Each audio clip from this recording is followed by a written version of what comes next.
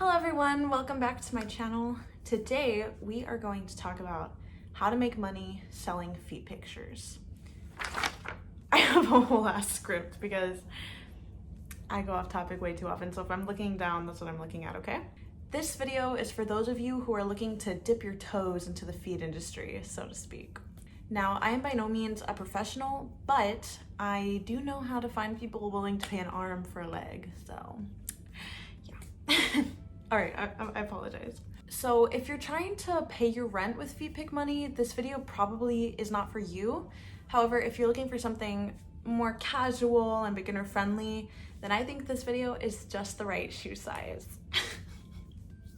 But yeah, just remember to be safe. Don't give out, personal and private information. If you are underaged, don't do this. I'm not recommending this to children. This is an 18+ video, okay? So this video is going to be divided into two parts. In the first part, I'm gonna give my own personal story just for some context on how I do things, I guess. And then the second part is going to be just some tips and advice. So I'm gonna put the timestamps in the description box below. Feel free to, skip to whatever part you need, but while you're down there, you can follow me on all my other socials, as well as leave a like, comment, and subscribe. It really does help me out a lot, and I would deeply, deeply appreciate it. So without further ado, thank you so much, and let's get on with the video. All right, so I sell feet pictures to a very small number of clients. I think at the height of my career, I was selling to 3 people. I know, not a lot. However, those individuals paid very well. They were consistent and reliable. I had established trust between them, and there was such a small, it was both a very small number that I was able to, take my time with them while balancing everything else in my life, but also it was enough so that I had a consistent flow of income from them all. It wasn't ever a crazy amount that I was making every month, but it was very helpful. I would use that money for stuff that I didn't need but I wanted, frivolous things, because generally I try to be very responsible with my money, but I take it to an extreme where if I can't justify buying something, even if I really, really want it, I just won't buy it.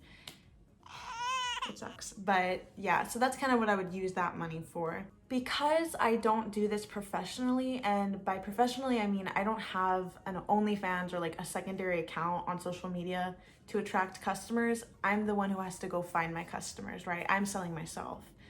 Ooh, that does not sound good. I mean I'm advertising for myself, not selling myself. I'm selling my feet, but not my, body. I mean, my feet are part of my body, but you know what I mean. So, my go-to to find customers is Omegle, just because it's random and it's super easy to find people with similar interests, and pretty much everyone on there is horny guys. So if you type in feet, you're gonna find the people you're looking for, right? And for me, it's better than if I were to make a second account, and I just feel like people I know in real life would find it. And it's not that I'm trying to keep it a secret, because I pretty much tell everybody that I know that I sell feet pics, but I just think it would be very different for them to actually see the pictures of my feet. I just find that cringy. So I'm considering doing it in the future, but for right now, I'm just, no thanks. So I go to Omegle because it's all random people and there's less likelihood of you bumping into somebody you know, right? This is just what works for me, and it's the best way for me to balance, my private life with my family, with my even more private life in the business, And that's essentially the tone for this video. If you're curious about it, but you're not really at the level where you feel comfortable making an OnlyFans or advertising yourself and telling everybody around you, if you kind of want to just keep this very low key, then I think this is a good video for you guys. All right, so now we're moving on to the tips and advice. So the number one tip that I have on here is to set boundaries with yourself. I would recommend doing this before you go on Omegle or however it is you're gonna find customers, just because, even though you go into it thinking, oh, they just want pictures of my feet, I mean, some people might want videos, others might want to see your face with your feet or like other parts of your body, and you might not be comfortable with that. But, you know, you're like caught up in the moment. Oh, but they're gonna give me so much money. Okay, I'll do it for them, you know. You really have to think about the consequences and like go to the most worst case scenario in your head. Like, what if this gets leaked? What if it's somebody that I know and they're, you know, lying? Or I don't know, but, you know, just put out what you're comfortable with people you know seeing. You know what I'm saying? If you're not comfortable with that, I would say don't do it. So that's why I really recommend like thinking about it beforehand, because once you're in the moment and you're faced with that pressure from somebody, as well as the temptation of money or gifts, whatever it is they're offering you, it can be harder to say no, especially if you haven't really given it a lot of thought. And if there's one thing that I've learned, I feel that women are brought up to be very polite and agreeable. So when we do disagree and stand our ground, we're not taken as seriously. You know, people think that they can push us over our boundaries. So you really have to set the tone and make it clear to them that you're in charge. You are, not them. Like, you're in charge. I'm in charge. I make the rules and you abide by them. Okay? I've gotten a lot of like really weird requests. I remember there was this one guy that he wanted me to film myself on the toilet doing what people do on the toilet, and I didn't even have to think about that. I was like, there is no way I would ever let you see that. I don't even like the fact that my booty has hairs in it, you know what I'm saying? Like, why would I let you watch me literally shit? So, and this dude kept asking, like, I was so clear about it. I was like, dude, you are so dumb. I said no a million times. No, this will never happen for any amount of money. Never.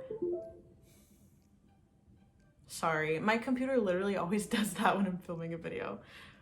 But he was dumb. So I'm just saying, like, people will keep pushing you. So just make it really clear to them. I eventually had to like block him because he would like ask me for that and then disappear for months and then come back and ask me for it again, and I'm like, nah. So yeah, but you know, nothing is set in stone, so it's okay for some of your boundaries to fluctuate depending on who you're dealing with, especially if you have established trust with that person, or just you realize, oh, maybe I am okay with this, right? Or maybe I'm not okay with this. You can always change your mind. Again, it is up to you, and don't forget that. All right, so the second tip is to establish a pricing chart. I don't really have a solid pricing chart, though I do have some general guidelines I stick to in my head. Like, I would never sell anything for less than $10 because in my opinion, it really has to be worth my time. If I get a customer and he only wants one picture, which generally they don't, but let's say he only wants one picture, I'm gonna make that picture worth a lot. You know what I'm saying? Like it's gonna be at least $15, right? If he's buying a multitude of pictures, like let's say he's buying 3 pictures, then I would maybe charge him like $30 at the lower end. So you can see how it fluctuates. One picture is 15 versus 30. You're getting each picture for like $10. Does that make sense? But just because, I mean, it's really easy to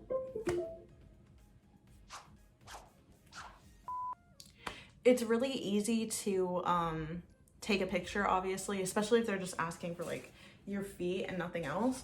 However, you're looking to make a profit here, so if they're really gonna waste your time, because it takes a long time like negotiating with them and like establishing how they're gonna send the money and like what they want from the picture exactly, so it's gonna have to be like worth my while regardless of whatever they're buying. However, if they're, you know, buying a lot in one go, then I might be a little bit more reasonable with my prices, you know. But yeah, so it does fluctuate for me. So, you know, I try to make it realistic, but I always go on the higher end. So that's my advice to y'all. Always, always, always go higher, because worst case scenario, they pay you less than what you originally asked for, but it's gonna be more than what you might think it's worth. Really, bro. Always, always, always go higher. Also, what the fuck? Okay, also, with pricing and so forth, oh, my back hurts so bad. What was I gonna say? With pricing, okay, so some people are looking for somebody to talk to them while they, you know, beat the meat. It could be like just dirty talk, or they generally, in my experience, want you to talk down to them and belittle them, which belittling men is my specialty. I will do that all day. So if that's what they're looking for as well, make sure you charge them for that. And I do it like time based, like you get 30 minutes for like $45, you know what I'm saying? So yeah, never ever ever, like, always charge them. The more that they ask for, charge them. Okay, so also, if they're asking for like specific things in the picture, I might charge them a little extra depending on how difficult it is for me to like accomplish those things. So, you know, just, you can figure it out, but that's kind of my advice to you. And remember, nothing is set in stone. You can always fluctuate depending on the person or how you're feeling. Again, it is up to you. All right, so the third tip I'm going to give you guys is to download a photo editing app. Just because sometimes I've been asked like at a really random time when I was not prepared at all for like feet pictures, and I just I felt like my feet were looking a little crusty. Some people are into that. Some really want them to be like really clean and soft.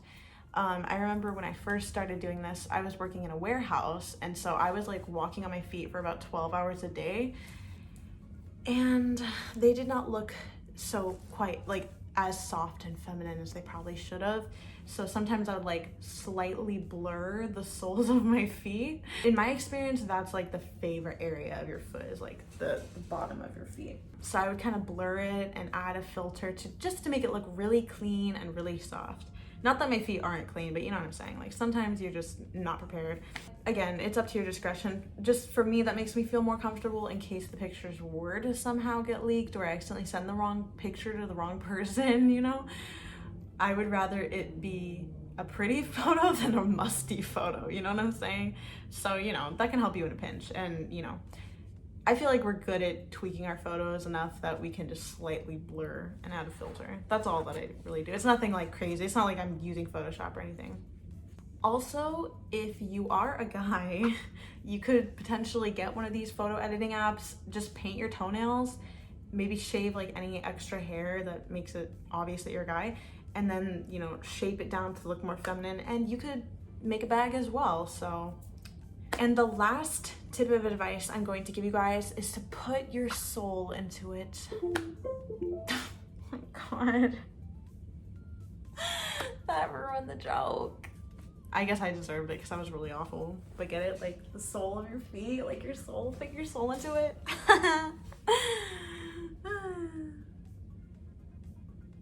Okay, but I do take this feet business pretty seriously, you know. If I'm charging somebody for money, and generally I charge probably way more than it's worth, I want to make sure that they're getting quality work, and this isn't only beneficial for them, it reflects well on yourself as well, because it gives them something reliable, worth their money, you know, and it leaves them wanting more, so they're going to keep coming back. And you can gain consistent customers that way. They might refer you to their friends. I've had that happen before. You can attract more customers by putting out quality work. You know, I know that people tend to make jokes like, oh my God, it's just feet, like it's so easy, and it is, but you know, put your soul into it. In case somebody should find the evidence, my go-to excuse is that I sell reference pictures for artists. You know how, like, okay, so there's websites where you can literally buy nudes, but it's not for the reason you might think. It's not like porn. I guess it could be used as porn, but it's not really for that purpose. It's just for artists to get reference of the human body. They can actually like find nude reference for that. They need to learn how to draw hands, they need to learn how to draw feet. Those are generally areas that artists struggle with, I know from experience. So you could just be like, oh no, I'm a reference artist. I'm in a reference model. I don't know. That's just one excuse I've thought of. Can't really think of anything else. But yeah, that was the video. So again, if you guys got help from this, go ahead and give this video a big thumbs up. You can subscribe to my channel and follow me for more whatever it is I do here. And also commenting on the video helps a lot, so I would really appreciate it if you were to do that for me. But I thank you all so much for your time, and I hope you all have a great day. Thank you. Bye.